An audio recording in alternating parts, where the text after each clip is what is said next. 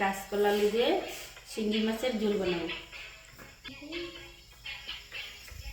দিয়ে শিঙি মাছগুলো অল্প তেলে ভাজবো। মাছগুলো অল্প হালকা ভেজে নিচ্ছি।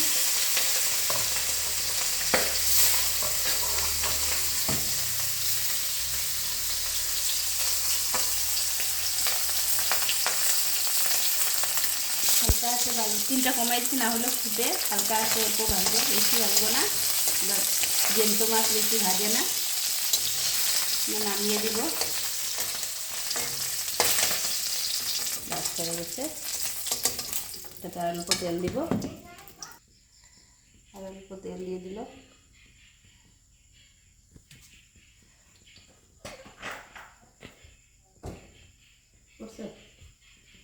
কাঁচাকলা আর অল্প আলুটা হলদি লবণ মেখে রেখে দিয়েছিলাম, কষটা বের হয়ে যায়। দিয়েছি কলা কাটছি, কিন্তু চামটাও ফেলাবো না। চামটাও আরেকদিন বাটবো, পরে বাটবো, আরেকদিন দেখাবো। বেটে বাটা কাঁচকলা চামের বাটাও দেখাবো। ফোড়ন দিয়ে দিলাম গোটা জিরা, দিয়ে দিলাম পেঁয়াজ কুচি, দিয়ে দিলাম। দিয়ে দিব কাঁচাকলাগুলো, ভালো করে ভেজে নিব।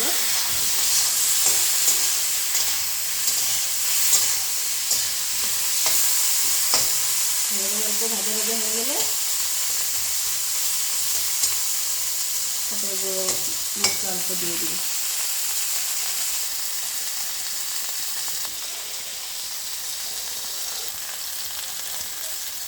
এখন আমি ভাজা হয়ে গেছে,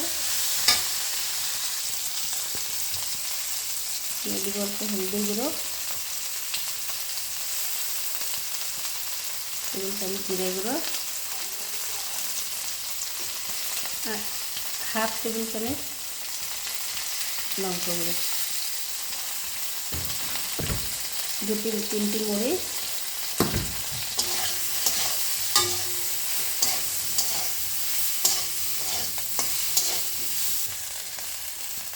দিয়ে দিব নুন, স্বাদ মতো নুন, অল্প 2-3টি কাঁচকলা, বেশি করে নেই। অল্প মাছ আনছে তো, তাই তোদের জন্য, তোরা 2জনে খাবি। ছোটো বাচ্চার জন্য শিঙি মাছ আনছে, আমাদের জন্য বড় মাছ। তোরাও পারলে খাবি বড় মাছ। বড় মাছে কাটা বেশি না, শিঙি মাছের ঝুল করার জন্য তোরা পারে না। একটু জল দিয়ে মশলাটা জলে না যায়, ঢাকা দিয়ে দিই। 5 মিনিট থাকবো। 5 মিনিট হয়ে গেছে।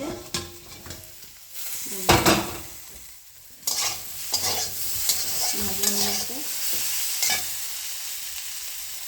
একটু চিনি দিয়ে দেবো, বেশি দিব না। সিদ্ধ হয়ে গেছে, জল দিয়ে দেবো।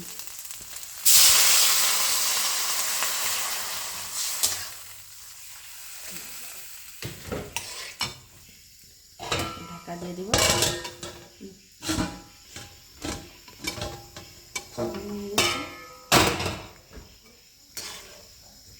মাছটা দিয়ে দিব।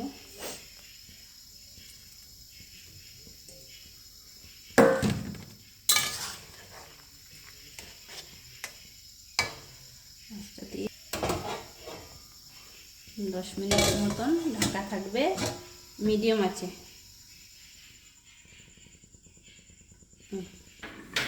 10 মিনিট হয়ে গেছে।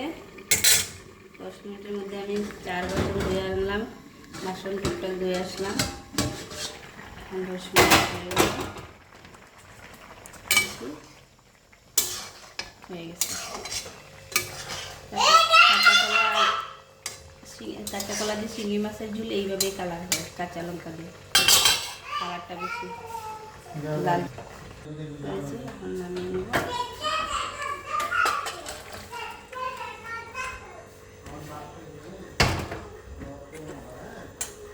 দেখি তরকারিটা।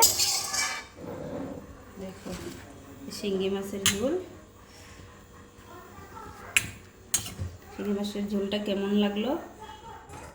ভালো লাগলে লাইক এবং সাবস্ক্রাইব করে দেবেন। কলা আলু দিয়ে শিঙ্গি মাছের ঝোল।